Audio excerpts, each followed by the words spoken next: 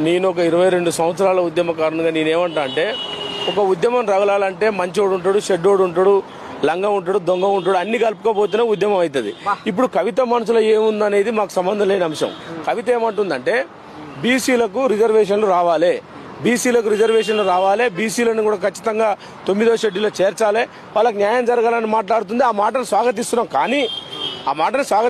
కానీ మేము ఇప్పుడు ఒక బీసీ యోధునిగా నేనేమడుతున్నామనంటే, మీ నాయన 10 సంవత్సరాలు పరిపాలించండు.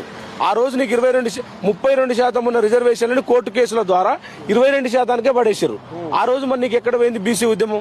రెండోది, ఇదే అంబేద్కర్లో ఏదైతే అసెంబ్లీలో అంబేద్కర్ గారి విగ్రహాన్ని పెట్టాలని చెప్పి ధర్నా చేసినావు. అంబేద్కర్ గారి గురువు ఎవరు? జ్యోతిరావు పులే, మహాత్మా జ్యోతిరావు పులే. మరి అదే రోజు అంబేద్కర్ గారి గురువు అయిన జ్యోతిరావు పులే గారి విగ్రహం పెట్టాలని నువ్వు అడిగినవా? ఏ ఒక్క రోజు కూడా అడగలేదు. ఎందుకు అడగలేదు? అంబేద్కర్ గారు పెట్టినావు, ఆయన అందరికీ రాజ్యాంగ నిర్మాత, మేము మా బడుగు బలైన వర్గాలకు ఆయన ఒక దైవ సమానులు స్వాగతిస్తున్నాం. కానీ అదే అంబేద్కర్ గారి గురువు అయినటువంటి జ్యోతిరావు పులే విగ్రహాన్ని పెట్టాలని ఏ ఒక్క రోజున అడిగినవా? నీకు జ్యోతిరావు పులే ఇయ్యాల జ్యోతిరావు పులే విగ్రహం పెట్టాలని మాట్లాడుతున్నావు, ఇయ్యాల బీసీలకు రిజర్వేషన్లు పెట్టాలంటున్నావు. ఆ రోజు నీ జ్ఞానం ఎక్కడ పోయిందని ప్రశ్నిస్తానా? ఆ రోజు నీ జాగృతి ఎక్కడ పోయిందని ప్రశ్నిస్తానా? అంటే నువ్వు ప్రతిపక్షం నుండి ఏ పవర్ లేకుంటుండి ఇవాళ నీ పార్టీ, నీ కుటుంబం అంతా రోడ్డు మీద పడేసరికి మా బీసీలు గుర్తొచ్చిరా?